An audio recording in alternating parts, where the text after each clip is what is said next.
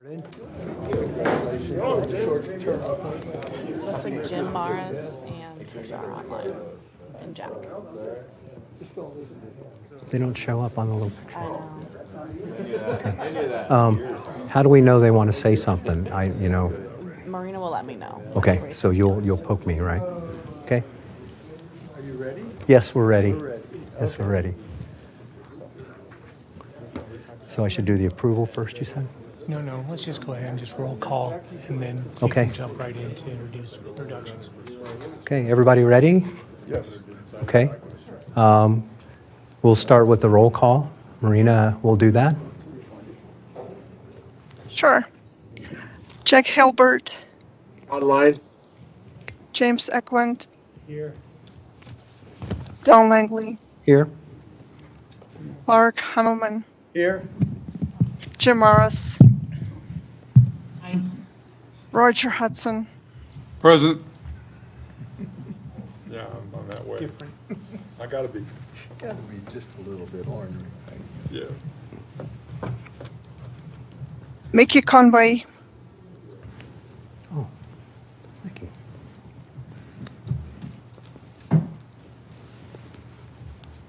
I'm sorry, I didn't get that.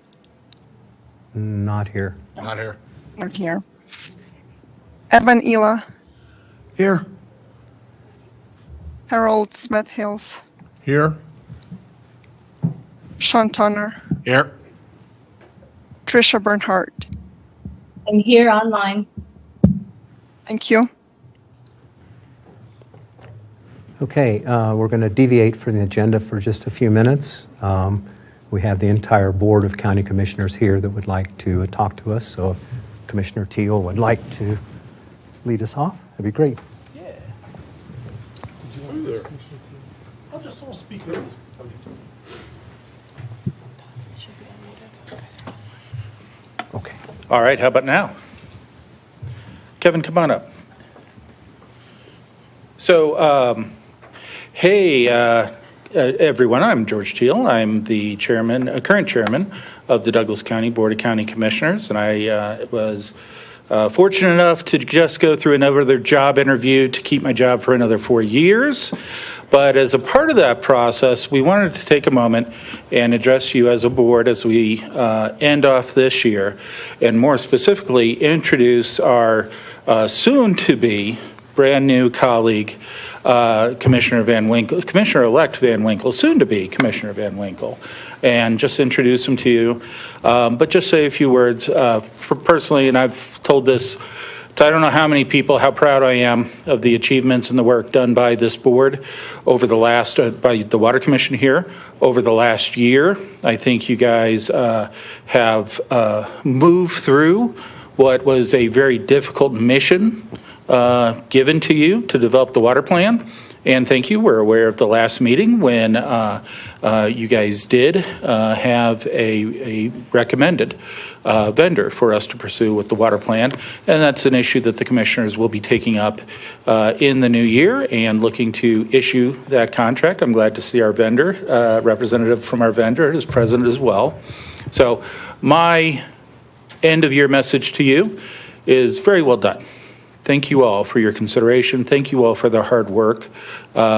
We do have a few other ideas on work that we can give you guys so that we don't have to do it before we hear your opinion into the new year. And from that, well done. Thank you very much. Merry Christmas, and Commissioner Layton. Well, thank you, Chairman Teal, and what an honor to be before all of you at the end of the year. Happy holidays and Merry Christmas.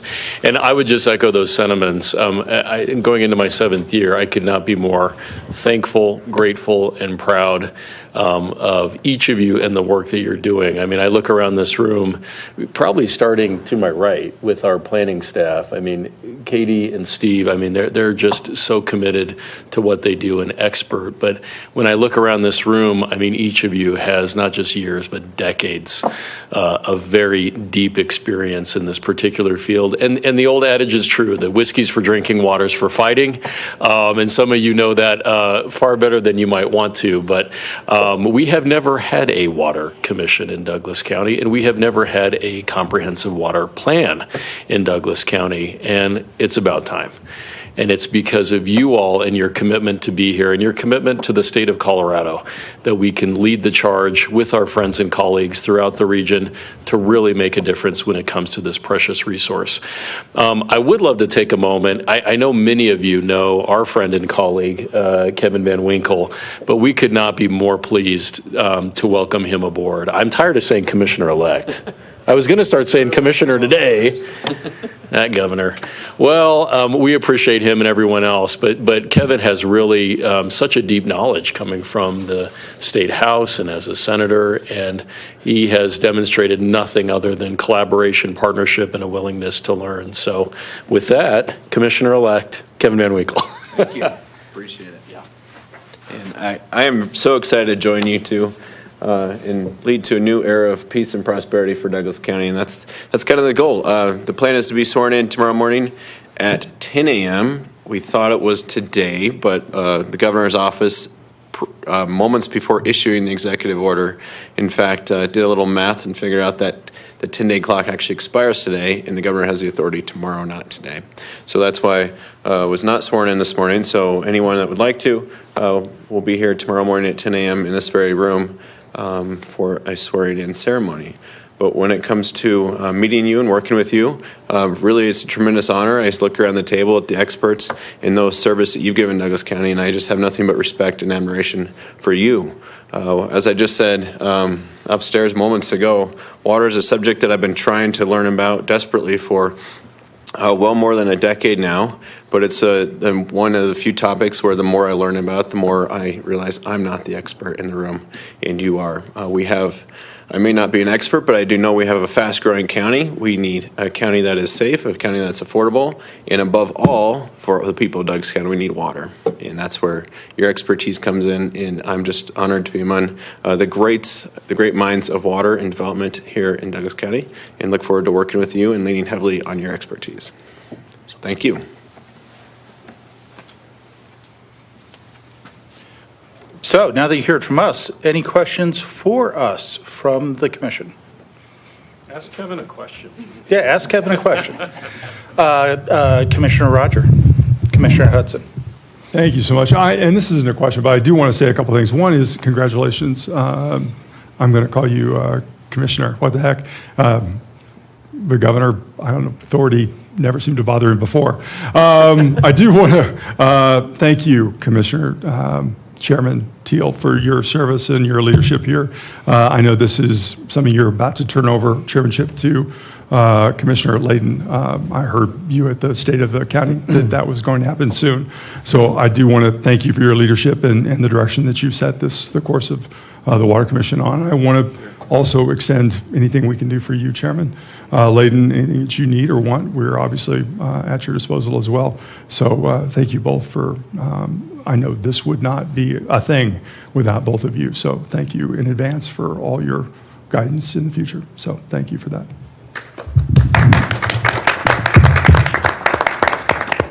We're here to, I was just going to add, I don't need the mic, but we're here to serve you. And this is, I mean, Kevin's right. This is a new era of peace, prosperity, and collaboration. And we're not yes men. And maybe I'll just speak for myself, but I really appreciate hearing no, or that you need to think about this differently, Commissioner. This is something you're missing, because this issue could not be more important to our county and our state. So please don't hesitate to bring those concerns and questions to us, because I think we really have a strong appetite to hear from you. And if we are not serving you and those who elected us, we're not doing our job. So thank you, Roger. Roger D. Roger D. It's Commissioner D, Roger. We've already established that. That's right, Commissioner. But, you know, the senator did ask me several weeks ago, you know, and he kind of mentioned it in his comments on water is something that he still feels like he's still learning about. So one of his questions to me, my answer was, listen, if you want to learn about water, let's get you a list of all the phone numbers for everybody on the Water Commission and call them up. Call them up, take them out to lunch, have a coffee with them, have a beer with them. And because I think Abe and I, we did try to make sure that we had diverse voices. And some of you have areas of focus that others do not. And so if you do get a call from the soon-to-be Commissioner Van Winkle, you're welcome. It was done on purpose. And I would encourage you to pitch your perspective, to make sure that you don't leave that conversation without him understanding what the focus that brought you to this table is, and so that he can understand maybe a little better, because I think you got a pretty good clue, Kevin, the purpose of each one of you on this commission. Any other questions? Flattering comments are great, but hard questions are okay too. All right, well, we will turn it back to the chair. Thank you, sir. We appreciate the opportunity to address the commission. Yes, thank you. I think I could speak for the commission that we very much appreciate the kind words. It's been a year. It's hard to imagine, but it's been a year. And it took us a while to get traction. It took us a while to get to know each other. But I think we've got a really strong working group now. And hopefully we can deliver the results you're looking for. So thank you for your time today. Very much appreciated. Thank you.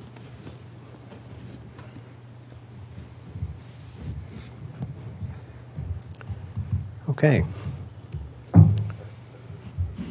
Thank you. The first order of business, of course, is approval of the minutes from the last meeting. So anybody have any comments or changes, additions? Yes, Mr. Eklund.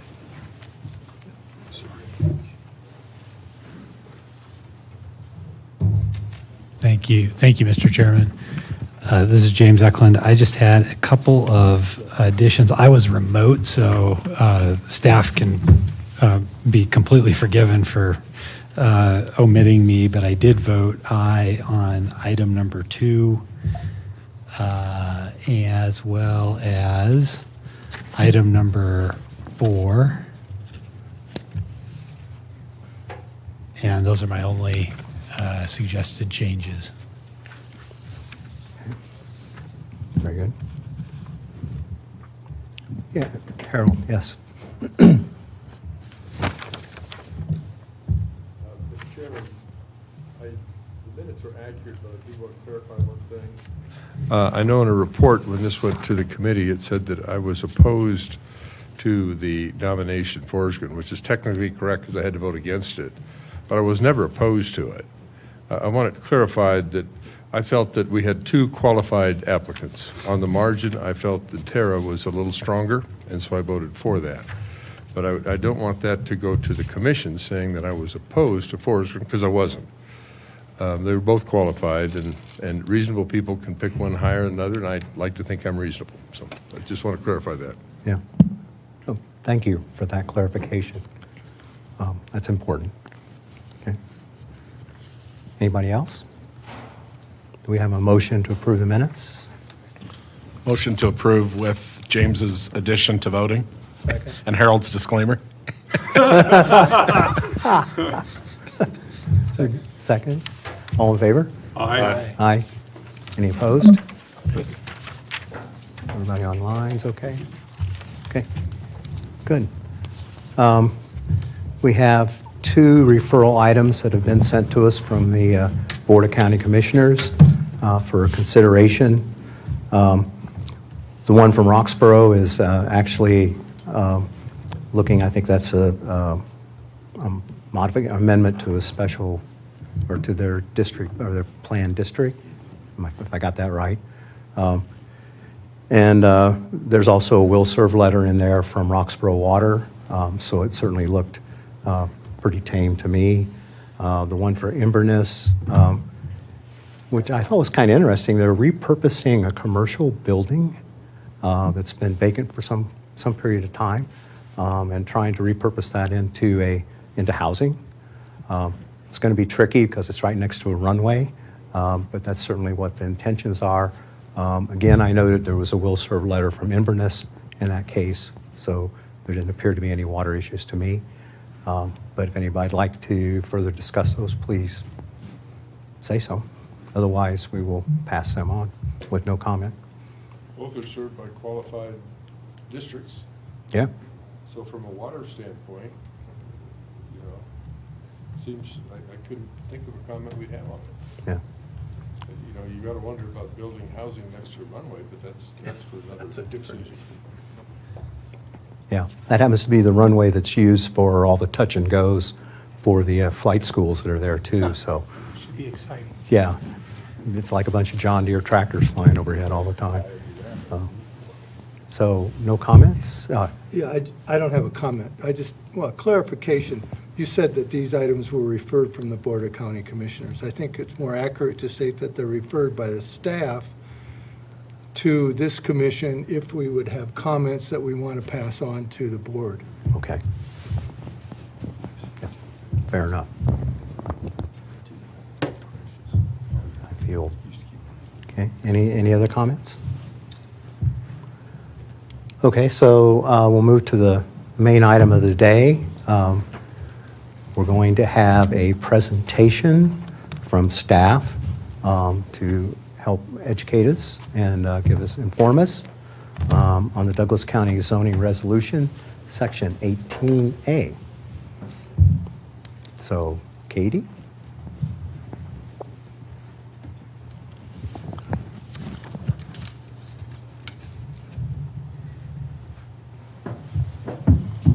Thank you, Don. So yes, Katie Carter for staff. I'm on this side today. Wanted to take a moment based on a request last month to go over Section 18A. And it also might provide a little bit more context as to what items are being sent to the commission based on direction from the board. So I wanted to start at a very high level in terms of the county's land use authority and some of the framework for what the county is enabled to do. The county is a statutory county, so all the land use powers are dictated to us from Title 30 of the Colorado Revised Statutes. That's what enables the county to do the comprehensive master plan. And I bring up the comprehensive master plan because it's the beginning of that layering of regulation that shapes development in the county and guides where certain types of development will go in the county. And the comprehensive master plan policies guide urban level development towards the northern part of the county, towards the Denver metro area where there is infrastructure. In the more southern part of the county, the comprehensive master plan policies support rural development. That's where you're going to see those individual lot owners that are using wells more predominantly. The comprehensive master plan, consistency with it is required through our zoning resolution and subdivision review processes. So that's why you see the land development pattern shaped the way that it is. And then further authority for the county to review water supply and its adequacy at the time of development comes from sections 29 and 30 in more detail. And I'm going to have Steve Koster come up and talk about that in more detail, because that's really what has shaped the development of Section 18A.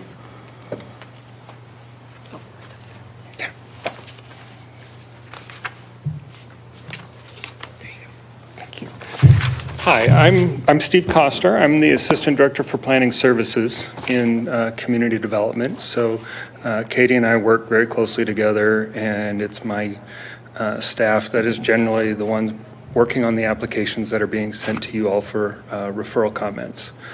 And so you'll see me here at most of the meetings, just in case you have comments so that we hear what they are. So Title 29 of the Colorado Revised Statutes was actually adopted in 2008, and that was when the state legislature said all local governments need to be doing a similar kind of review on land use applications in the development permit application process, which really runs through multiple types of applications, from rezoning through final plats and site development. The legislature said there are certain minimum requirements for what needs to be submitted by water providers or by the applicant to show that there's an adequate supply. And it said that the governing body, in our case, the Board of County Commissioners, must make a determination one time during that overall process of whether or not the water supply is adequate for the development. It can choose which of those steps at which it will make that decision, but it can only do it once unless there are changes, material changes to the water supply or the development that it needs to consider. Title 29 also authorized the state engineer's office to provide support to local jurisdictions in assessing these if so requested. And what the regulations in Title 29 kind of then tie into what are in Title 30, which we'll get into a minute, because for counties, for statutory counties, there's a relationship between the two. So when water is supplied by a central water provider, a special district, a municipality, or similar kind of entity, they're required by the statute to provide information like estimates of their water supply requirements through build-out, descriptions of their water supply, and the physical source and its estimated yield in various conditions, what water conservation measures they have in place, and it also authorizes the local governments to ask for additional information beyond what's in there to make this decision.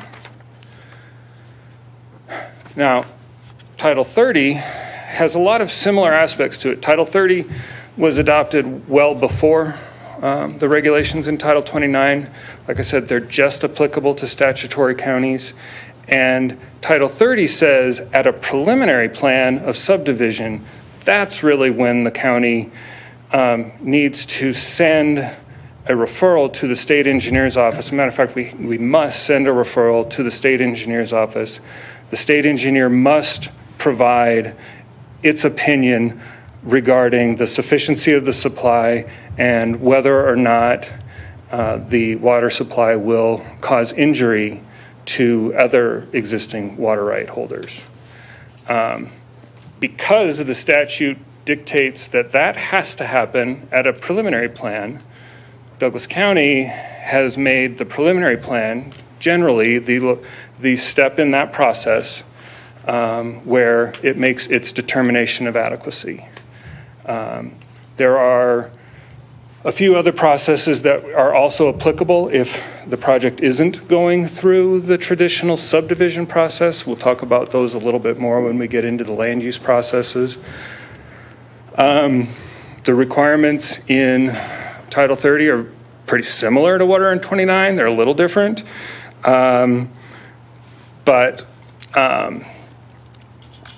Evidence that they have the water that they're going to provide, their yield, the amenability of the existing water right to a change in use if there's going to need to be a change in use.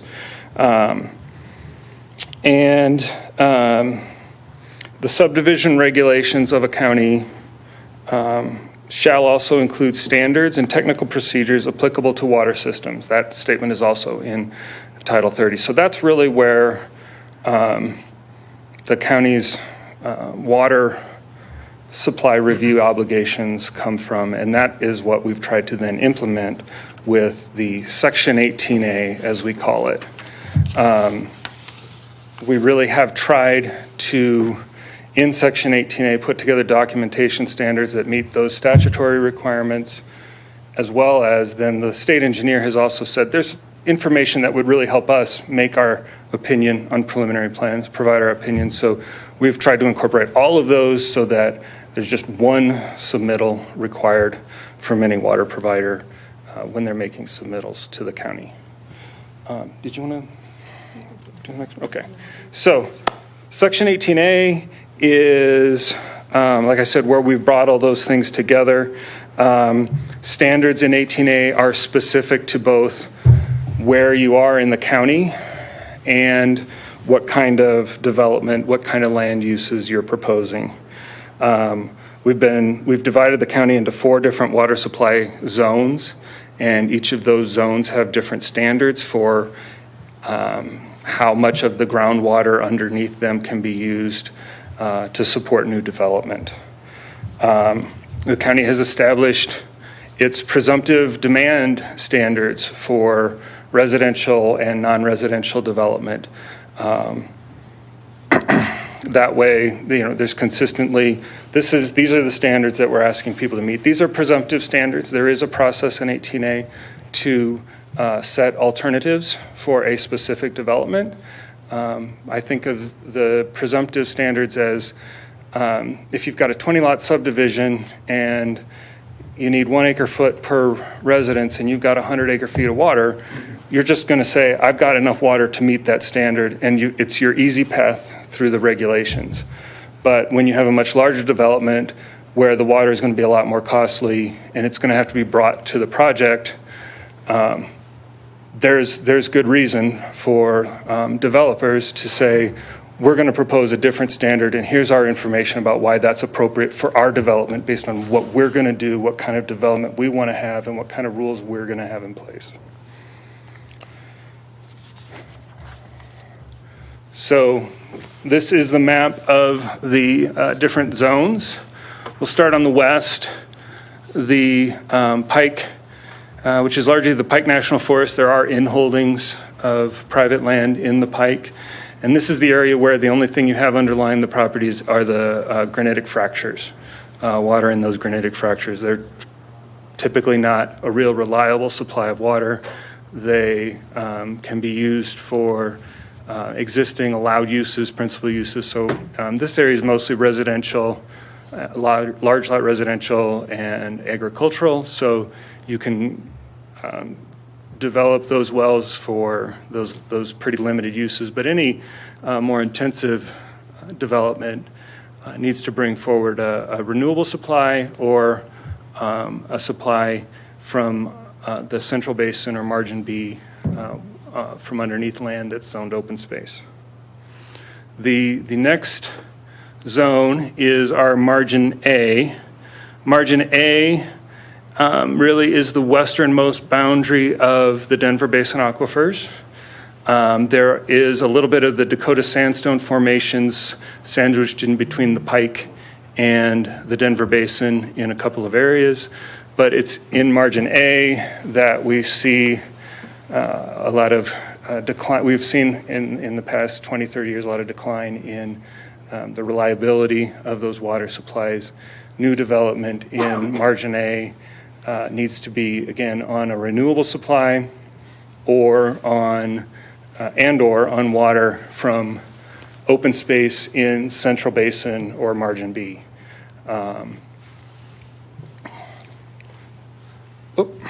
Sorry. So we next get to Margin B. And Margin B is an area where the Denver Basin hasn't quite tipped as much, but it is pinching off. You basically get 50% credit for the water rights underlying your property in the Denver Basin when you're in Margin B.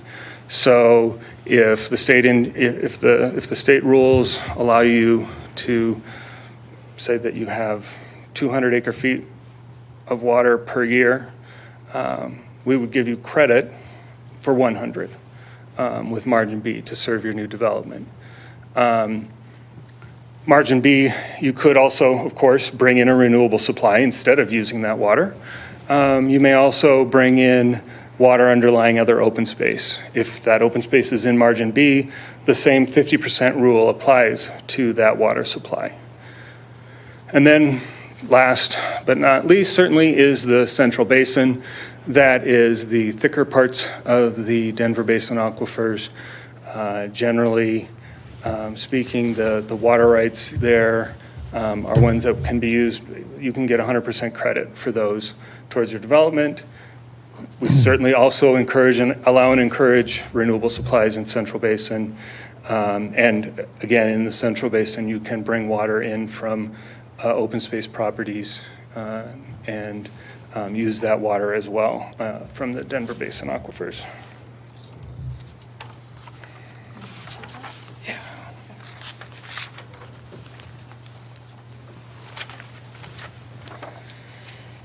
And I think, this is Katie again for staff, the most important takeaway from kind of what we've talked about so far is that the county's role in administering Denver Basin water is very limited, and our regulatory nexus only comes at the time of reviewing new development.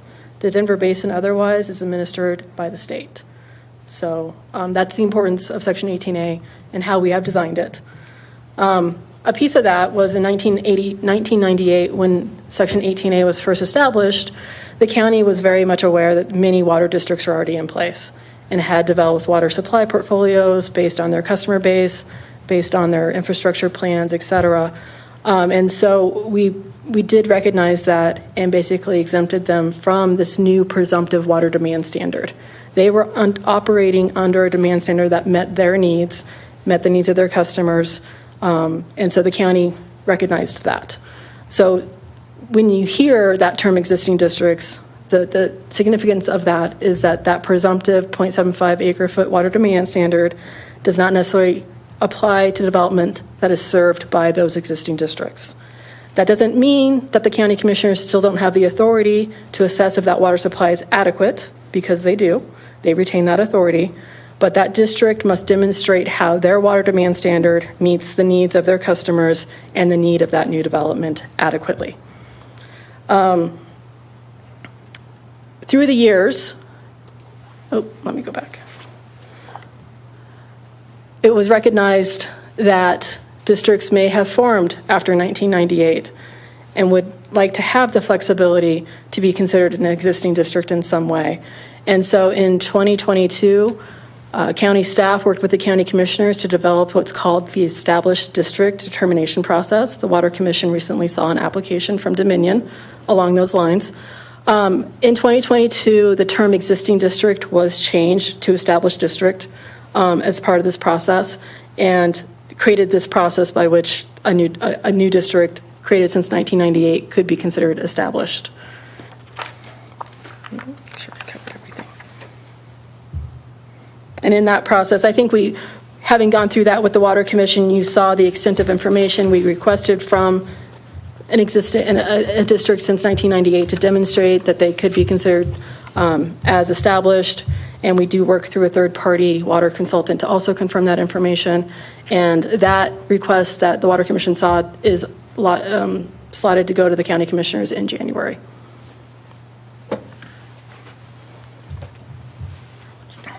So Steve Coster for planning staff again. So we'll talk now through the land use regulations in a little bit more detail. So we have our zoning resolution, which really controls what you can do and where you can do it. The subdivision resolution is really dictating the regulations around subdivision of the land, how it's being broken up, how the improvements necessary to serve that development will be secured and put in place so that we don't end up with subdivisions with no improvements, no services, and individual lots, owners left kind of holding the bag. We also have planned developments, which are our regulations for them are within the zoning resolution, but what really happens with a planned development is you establish a site-specific zoning code. So, for example, Highlands Ranch has a planned development guiding it, and that development plan is like its own little miniature zoning resolution with different districts. We call them planning areas, but they're akin to a zone district with similar use standards and development standards. And so we have those individual sets of rules for many unique developments in Douglas County, like Highlands Ranch, Meridian, Stonegate, Sterling Ranch, Castle Pines Village, places like that. Most of our land use processes follow this general process. We'll have a pre-submittal meeting with our applicants, and we'll talk with them with planning, engineering, building, possibly other regulatory agencies or referral agencies invited to really talk through the process with the applicant before they start submitting actual applications, so they understand what their submittal checklist is, what the process is, what they're going to need to be doing from an approval standards standpoint. Once we've had that meeting with them, they make an application, we review that, we send it out for referral. So this is the stage where you folks will be seeing these when they have that nexus with some kind of water supply review. We also notify neighboring landowners at that time that there's an application in process. The applicants are given an opportunity then to respond and revise their plans as appropriate based on what they hear through that referral process. Staff prepares a report for our Planning Commission and/or Board of County Commissioners. Ultimately, the board has a public hearing and makes its decision at that time on the application. There will be slight variations to this for different things, but for the types of applications that will be coming before the Water Commission, generally this is about what it's going to look like in process. So zoning is the police power. It's promoting health, safety, convenience, aesthetics, and welfare of the county. Our zone districts establish different land use and development standards, and what can go where. Also setbacks, height restrictions, things of that nature. The zoning regulations have within them a process built in for amending those, or for people to suggest to the board that it amend its regulations. And there are processes for changing the zone district designation of a piece of property. That can be done legislatively by our Board of County Commissioners, or it can be done on an individual property basis through the rezoning process. The rezoning and the zoning period of an application is really when the applicant is saying, here's what I'd like to do. Is this acceptable? Is the way that I want to do it acceptable? It doesn't give them the permission to actually do the thing yet.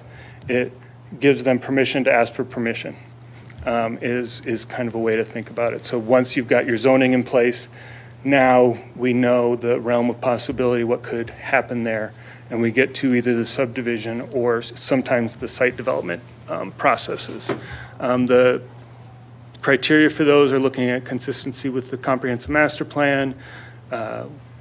Is it possible to get adequate services and infrastructure? Have there been changes in the character of the neighborhood? How will this impact the neighborhood? Things of that nature. As I mentioned, planned developments are their own little zoning within the zoning resolution. Oftentimes they're used to establish more of a mix of uses. So our traditional zone districts, industrial district pretty much allows just industrial. In Highlands Ranch, for example, this is a map of all the different planning areas in Highlands Ranch. There are many planning areas that allow both residential and non-residential development to occur side by side or even vertically integrated. We still have to show how you're going to provide your services when we go through a rezoning to this or a major amendment to a planned development like you saw today. That will ultimately go to our Planning Commission for a recommendation, and then it'll go to the Board of County Commissioners for a final decision. And for subdivision, county approval for all divisions that create parcels less than 35 acres in size, they must go through a county subdivision process. This is where we get all of the lots and tracks and roads. This is where the subdivision improvements agreements get worked out to show how the development will be built out. Engineering ultimately is reviewing construction plans. Similar types of criteria to what you saw at rezoning, but we're getting more detailed. Now, instead of is it possible for there to be adequate water supply, now at the preliminary plan stage of subdivision, we're making the determination that there is an adequate supply, that by development of that, whatever that proposal is, it will be adequate. When a project goes through what is called our minor development process. Instead of the traditional preliminary plan and final plat, we have the determination of adequacy made at that point. Minor developments are for minor development. They're for things like not more than 10 new lots, for example, 10 new residential lots, or for development of like a non-residential project where we don't have a lot of lots. We're just talking about 1 or 2 or 3 lots for a small non-residential kind of development. You will see some site development applications. Some projects have the zoning for what the landowner wants to do. No additional subdivision is necessary, and so their next step in a process here is to apply for their site development approvals. These are either a site improvement plan, if it's a use by right, principal use. It's the use by special review process for uses permitted by special review. And these are really the last step before you can get a building permit to construct something. We do zoning review of pretty much all permits for new development. Single-family detached homes, you wouldn't be seeing things like that. But for site improvement plans for development where it's never gone through subdivision, so it's never had a water review, water adequacy review, we have to still do it at some point. So we'll do it at a site improvement plan. So you will, from time to time, get site improvement plans where this is the first time since the adoption of all of these different water regulations that any development has been proposed. So we're going to make a determination through that process. Uses permitted by special review, these are uses that the board has determined are generally allowable, but they need an extra level of review before saying yes in the end. They're going to go to the Planning Commission for a recommendation. They go to the Board of County Commissioners for a final decision. And because of that, they're subject to 18A because it's a use that wasn't just a principal use that would have been assumed to be okay with the original water review, or it's on property where, again, we've never gone through that water adequacy review process. So you saw one of those today. The subdivision had gone through a water adequacy determination many years ago, but for a very different use, for that commercial use. And now it's being proposed for residential uses, so we're doing another 18A review with that one. Yes. Sean Tonner, so on the water adequacy review, is that where you hit sufficiency or sufficient quantity, quality, and dependability? Correct. And then one additional, on the dependability, I think going back into them coming back in, is that where you get determination of how much water is still available underneath that parcel, or? It depends. If, for the project we saw today, that's looking at the overall district, the overall Inverness Water and Sanitation District, and is it a dependable supply? If it were new development where there hasn't been a water supply developed, another factor there really is how are you getting that water there? Is the water system that they're proposing going to be dependable? If it relies on building a lot of new infrastructure, what is the process in place to make sure that infrastructure gets built, for example? So that gets us to those appeals that I mentioned. 18A is generally applicable to all of Douglas County. It, by necessity, has to be kind of a one-size-fits-all approach. And the appeal process is really established to accommodate site-specific or project-specific factors that couldn't have been foreseen with 18A. We've talked about changes to demand standards. That's certainly been something where developers have brought forward their argument that this is a demand standard that is acceptable for this. We've had appeals to the requirements regarding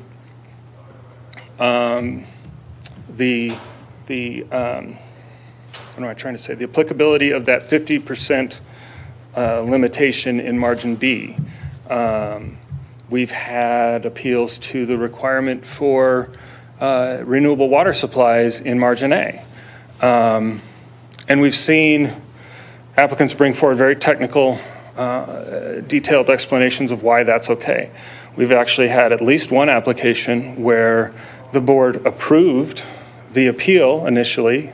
They said, your new demand standard is acceptable. You're committing to using water conservation methods, things like that. The actual underlying development plan came forward later, and the board said that's not appropriate for here. So even though they said your water plan's fine, they said that the actual land use isn't. So they divorced that idea of technically, would this be an adequate supply from, is this location for this development appropriate? And it's in this process, in the appeals process, and much like with the established district determination, where we're relying a lot on the county's water consultants to advise staff and to help support staff in making its recommendations or its assessments to the Board of County Commissioners. I think the big key takeaway with an appeal is the criteria for that require that the applicant demonstrate that this is still, these new standards are an alternate way to still demonstrate an adequate supply in terms of quantity, quality, and dependability.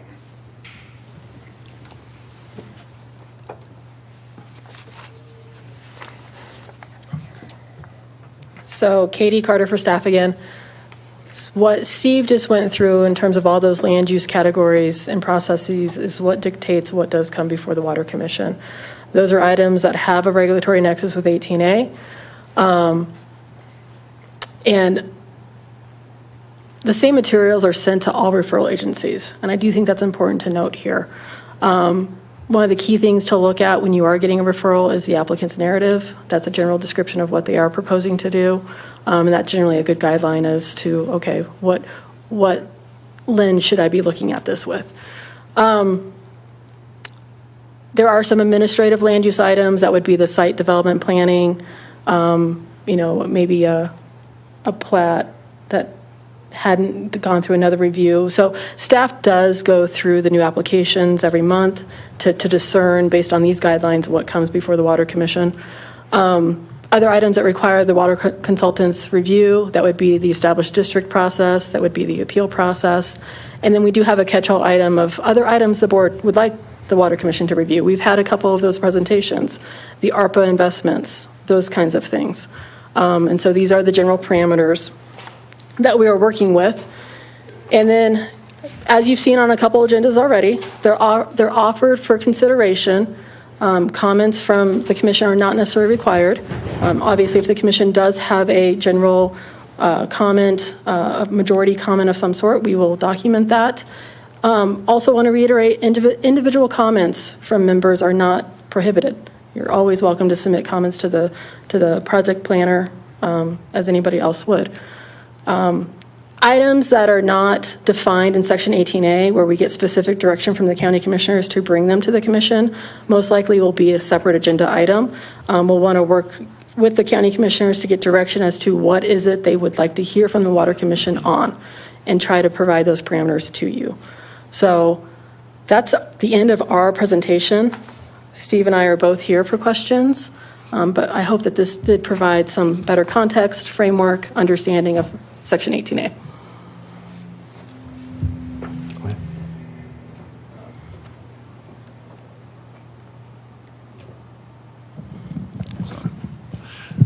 Evan Ela. First off, thanks very much for the presentation. I thought it was very helpful to see how you go through your decision-making process on these submittals and these approaches to how you deal with it. So that was very helpful for me, certainly. Early on, you said that 18A establishes a presumed standard of 0.75 to 1 acre-foot per unit. I mean, which is it, or is that for different sized units, or how does that get decided? It's generally 0.75 for residential uses. That 1 acre foot is for agricultural uses. And so we do have varying and presumptive demands based on a land use, but that 0.75 that you generally hear about, that's for residential use. Okay. And second, when, whether through the appeals or if a developer comes in and wants to establish a new standard for, and has evidence for that, does the county staff refer or defer to the state engineer, or do you hire water expertise for the county to advise you, or do you have water expertise in the department, or how do you get that evaluation done? So we do have, the county does retain a few agencies, a few consulting firms that are water engineering experts, and we do refer to them on those items. We also do obviously refer to the state engineer, but we lean heavily on those contractors, those experts. Okay. And those are working for the county, not for the developer? Correct. Okay. I don't think I have any other questions at the moment, but appreciate you taking the time to fill us in.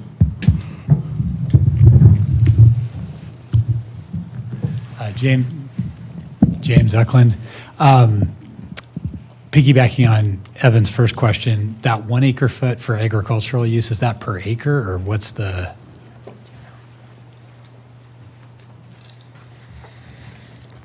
So Steve Coster. So the 1 acre foot per year standard is for large lot rural residential development. So, your 5 acre lots, 10 acre lots, or 35, in that range. For uses that aren't, we can't predict every use. We do then have a provision there that says you can submit for, if we haven't defined a standard for it, you can submit then a demand standard, and then we'll have that reviewed, and then the board approves of that standard then through that land use process for that kind of use. Got it. Yeah, that's helpful. So, and great presentation, I agree. Very, very helpful. It was, the demand standard was set in 1998, and I'm wondering if you have an opinion about when, if ever, it should be revisited, updated, analyzed, or maybe that happens on a regular basis. I don't have an opinion on if it should be. It's the number is a lightning rod in every direction. And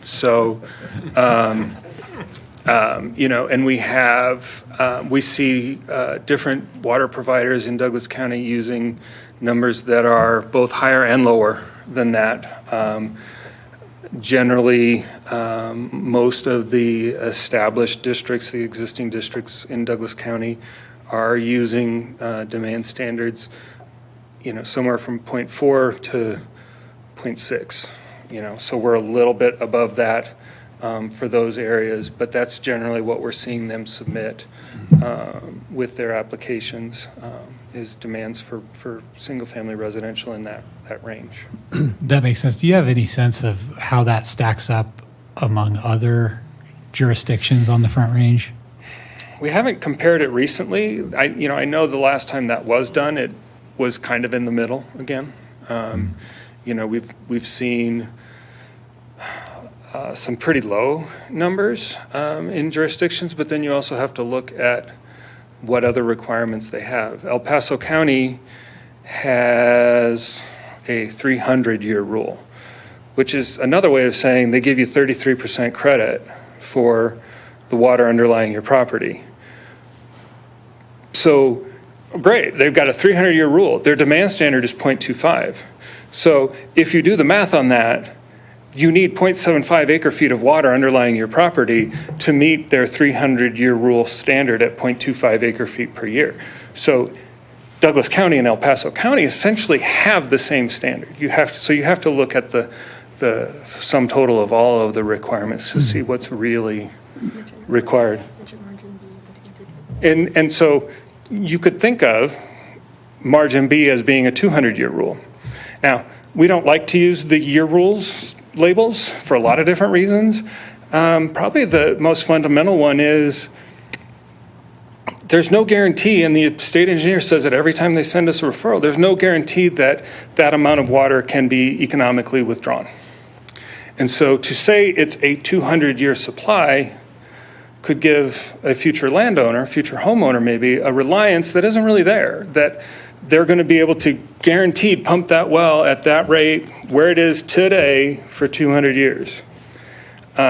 So we've tried to stay away from those kinds of statements in our regulations because there's not that much certainty, I think.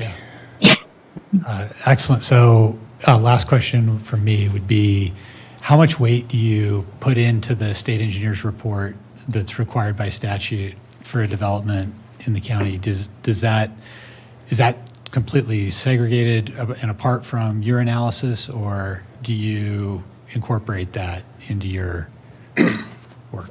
We will incorporate that into our staff report. We will always bring forward to our board what it was that the state engineer's office was. And more importantly, when the state engineer writes an initial referral that says, in our opinion, we don't, and what they typically say is they don't say this isn't adequate. They say, we don't have enough to give you an opinion yet. We need more information. And that kicks off and helps support when we have those same questions. Because usually if the state engineer has a question, our consultant has the same question. Now there's multiple experts weighing in and saying, we need more information before we can assess this. And we've seen a lot of different reasons for that from the state engineer's office over the years. But in the end, you really need to have that opinion. If a development doesn't have that positive opinion from the state engineer's office, a note, the board could still approve it. I've never seen a board of county commissioners do that.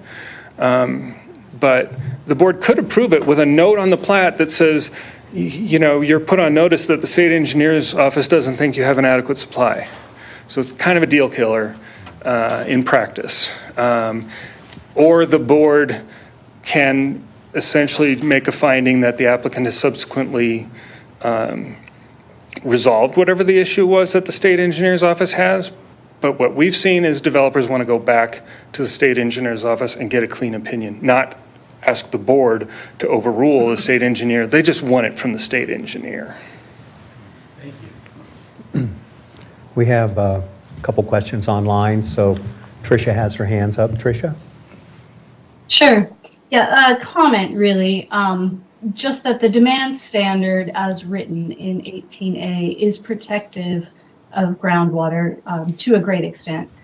So when we see developers asking for a lesser demand standard, of course, that is less protective of groundwater. That said, there are developers that are using renewable water in the case of Dominion. And I think that needs to be clarified in 18A. I know this is not a discussion about changing 18A, but having a reduced demand standard for renewable water is definitely something that should be considered, and keeping the demand standard higher for the use of groundwater. Just a comment. Okay, thank you. Our leader, Jack Hilbert, has a comment. Jack?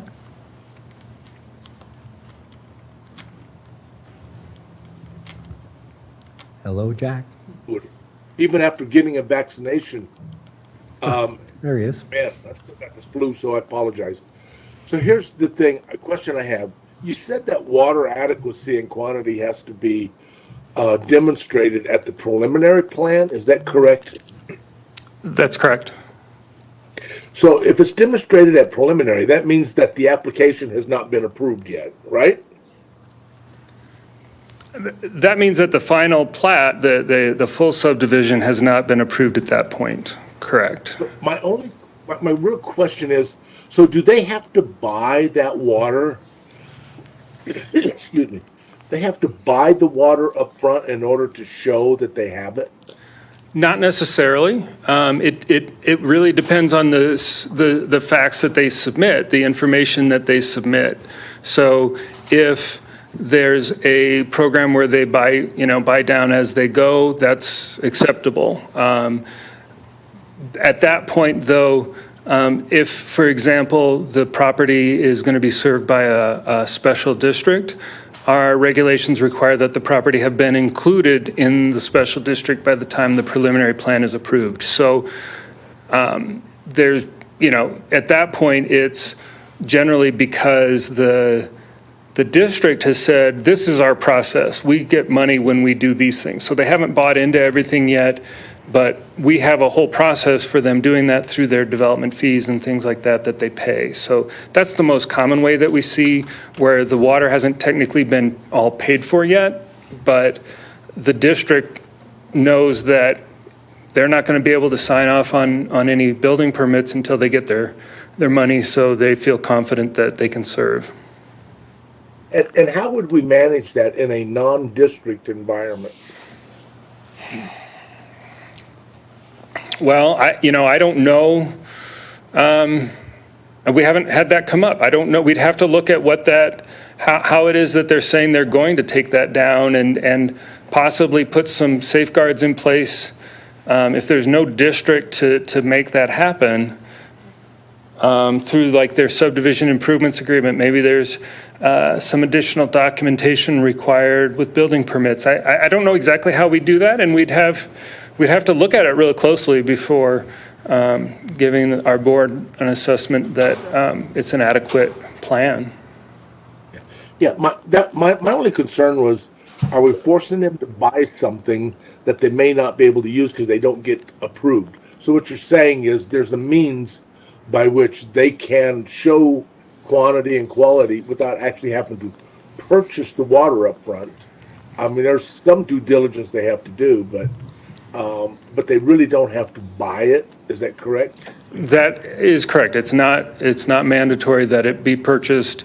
It really depends on that specific proposal, how it's put together. And they have to detail all of those conditions that are, precedent to the water actually being turned on for the board. So the board needs to see what all of those are and be comfortable that that can be met. Perfect. Okay, thank you. You're welcome. Evan? Just one follow-up, which I think I heard this, but you can confirm for me. Yeah, I think you said that the dependability of the water supply is out until 2075. Is that correct? We don't have a specific year. It's if the water supply will be dependable, and it's left open based on the development and the supply as to what that means, really. So there's no set rule about that, about a time horizon of dependability? No. Okay. I mean, you'd hope that it's in total, that the supply would be dependable in perpetuity. Right. and that's what most developers are trying to demonstrate, that they have so when they're not trying to demonstrate to a year certain, they're trying to demonstrate we have a plan that will always, it may evolve, it may require new purchases over time, it may require different things, but we have a plan to have a dependable supply in place as long as this development is here. Okay. And Katie's gonna. This is Katie for staff, and I think part of what maybe you heard Steve talk about is that we don't like to use 300-year rule, 200-year rule, and that goes back to the 100-year rule, obviously, which was, I know, is subject to some other legal cases right now, but the use of that number to develop the 1% supply per year, and we try to avoid the misnomer that there's actually a 100-year supply. It's just that formulaic approach to that 1% withdrawal rate. So. Clark. It's Clark Hamelman.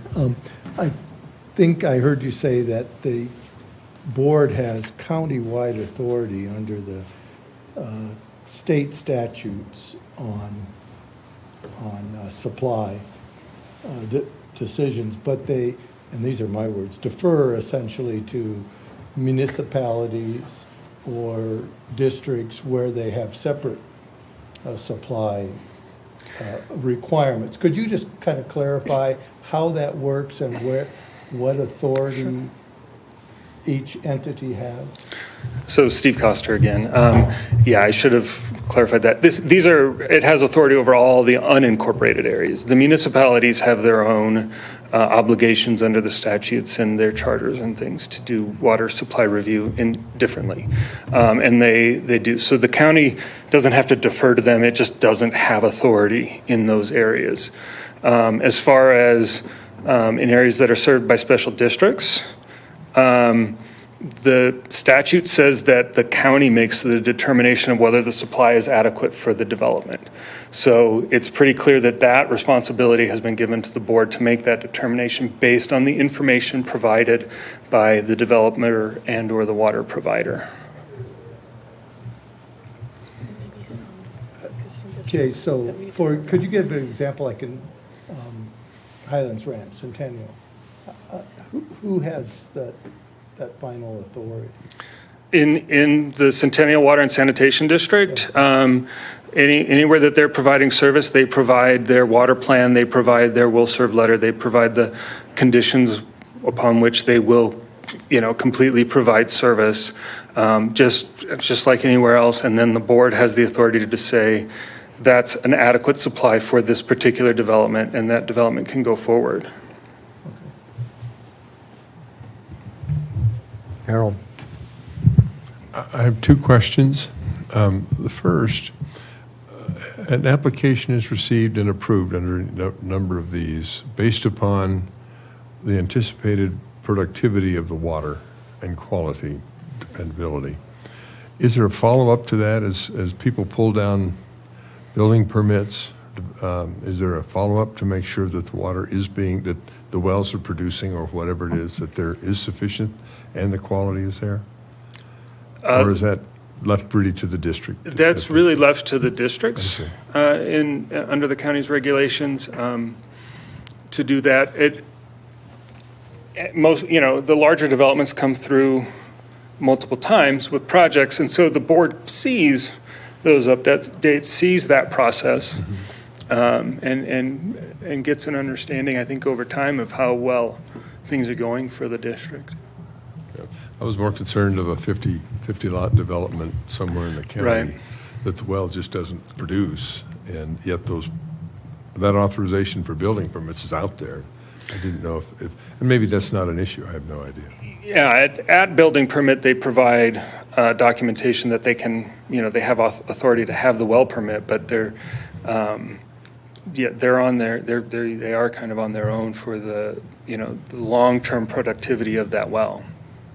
Okay, and then this really isn't a question as much as it is a suggestion.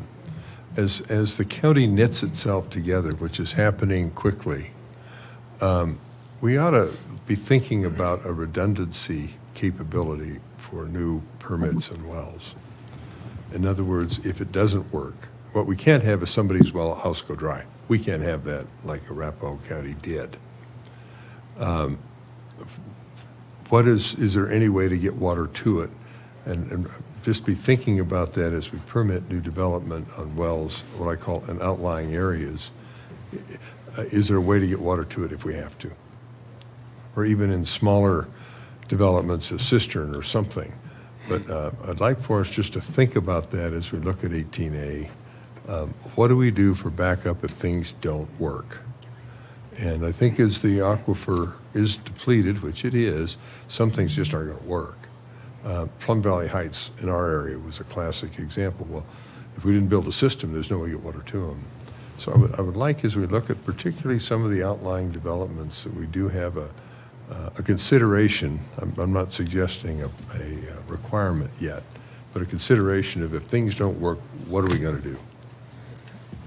So this is Katie for staff, and I think, Harold, you bring up a very valid point, and especially with Plum Valley Heights, because that was the impetus for the county getting involved in what we call our Water Alternatives Program, where we worked with Plum Valley Heights, we worked with Titan Industrial Park, we worked with Chatfield East and Acres, and the county funded infrastructure analyses that then Roxborough Water and Sanitation were able to use to develop plans to extend water service to those communities.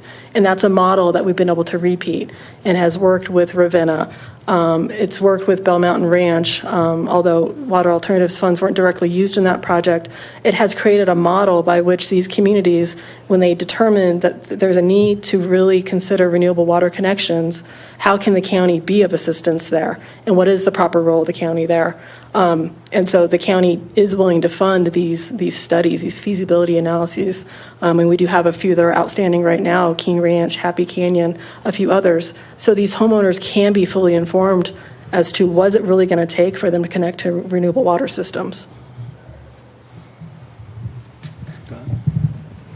Clark Hamelman, you mentioned that you had done some comparisons of Douglas County supply standards with other counties, but I think you said you had updated that recently.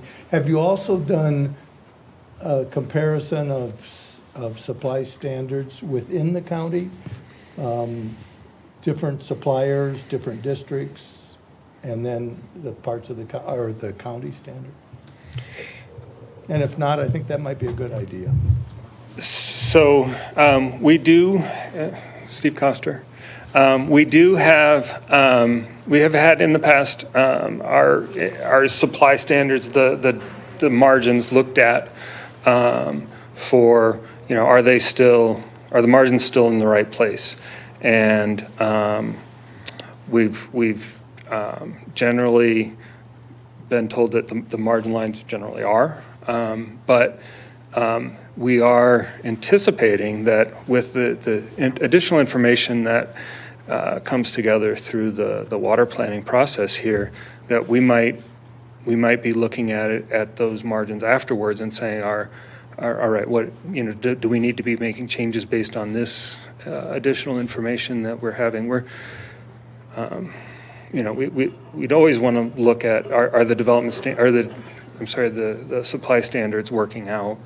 Are they matching up? There haven't been. The supply standard really shows that you've got a system that's going to be able to provide water that is at least as much as the demand. And so far in Douglas County, we've seen that play out, that the water suppliers have had the water they needed to meet the demand.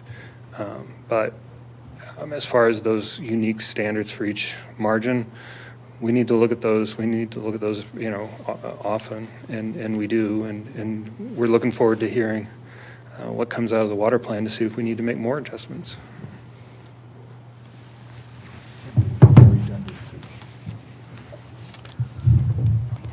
So, anybody else?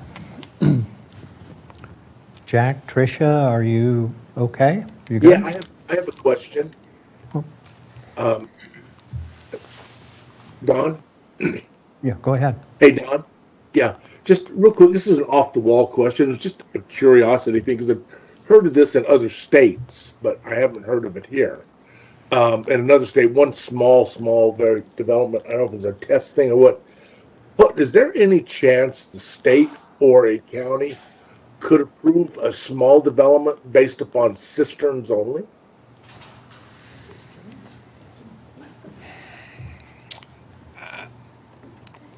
Steve Koster. I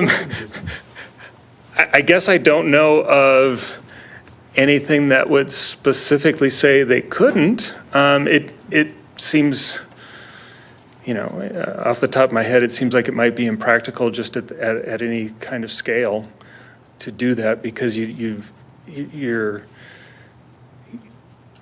I think you'd be missing you'd have to look really hard, I guess, at the entity that would be in place to make sure that cistern, if it's a shared system, is staying running. I mean, we do have some small communities that are served by water mutuals, essentially co-ops, where the landowners in the subdivision are responsible for it, and they're, they're about that level of sophistication, I guess. But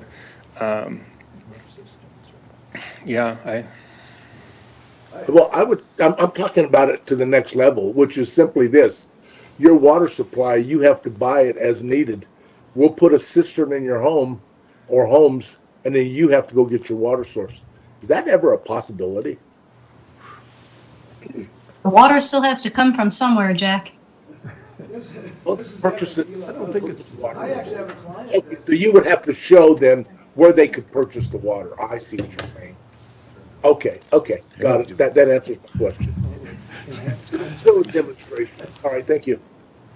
Sorry, this is Evan Ela, and in answer to your question, Jack, I actually have a client in, and I can't tell you right now whether they're in El Paso or Teller County, but it's called Rainbow Valley Water District, and they actually have a district water supply and treatment, but all of the houses are on cisterns, and the water is trucked. There's no pipe system among the houses, but there's a regular trucking system that takes the water to all the houses. So, then, Evan, is it the fact, I know it's a little bit off of our scale here, but it's just, I could see this happening. But in that case, then, the district would still have to show available water supply that they could truck it to their homes. Is that correct? Yeah, exactly. I mean, the district does have an adequate water supply to supply all those houses, but they've avoided the cost of putting in pipes. I don't think I'd like that. Thank you. Doesn't snow that week.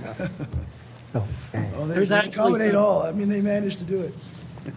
So, There's some water districts in western Virginia that I have experience with that is also done in mountainous regions where, you know, if they're putting pipes in, they're blasting rock all day long.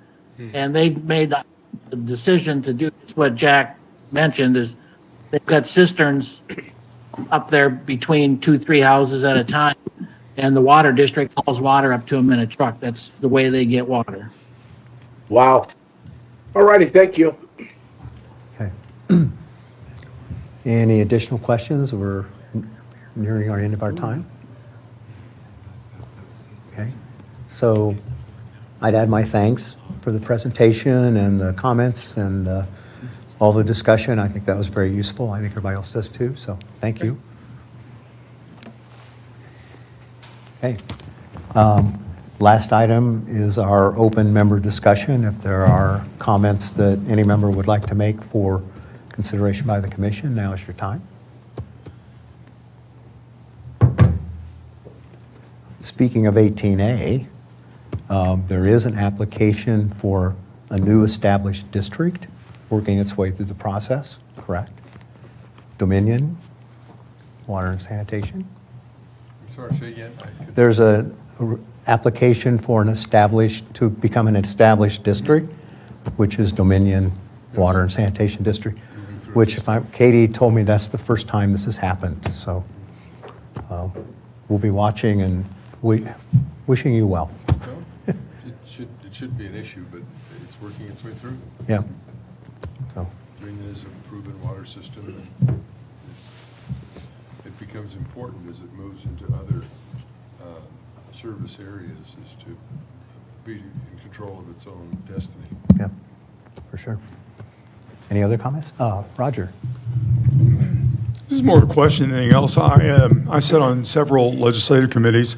As a council person, I have not seen any water bills yet that are poised to be introduced. I would be really interested. I sat on the CML board, and I have not seen any water bills being introduced. If you see any, would you send them my way?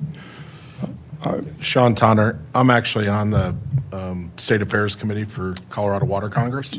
So I'd be happy. I was going to ask if absolutely we get that. I got 2 today that are in draft form, so I'd be happy to shoot them. Honestly, so far it's been a lot of nothing that would really be germane to us, at least us as this commission. But I'll be happy to forward those around. I would love to see anything that you see coming across, because I've seen nothing nothing this year, which is surprising to me. So I'd love to see whatever you've seen. Yeah, that'd be great to share. Tricia would like to make a comment. Yes, could we please get an update on the status, the schedule for the selection of the consultant? What is the status and schedule? Katie's going to do that? This is Katie for staff. Work session item is going before the Board of County Commissioners tomorrow with the recommendation from this body, and then I will get further direction from the county commissioners at that time. I don't have a specific timeline beyond that. We should wait till we have all three commissioners. Thank you. So what's going to the commissioners tomorrow? A work session item that summarized the recommendation from this body. And that's a business meeting tomorrow or work? It's a work session item. Work session, okay. Okay. So from there, it would then go to a business meeting, is that correct? The next proper steps would be county commissioners would concur with the recommendation or not. If they do, they'll direct us to develop a contract with the vendor. We'll take that contract to a business meeting for the Board of County Commissioners to accept. Great, thank you. Did Tricia hear that? Yes, I did. Thank you. Okay. So, anyone else? Okay. Time for hot chocolate and presents, right? So, Wrapping present. hot chocolate with schnapps. Motion to adjourn? Second. We're adjourned. Thank you.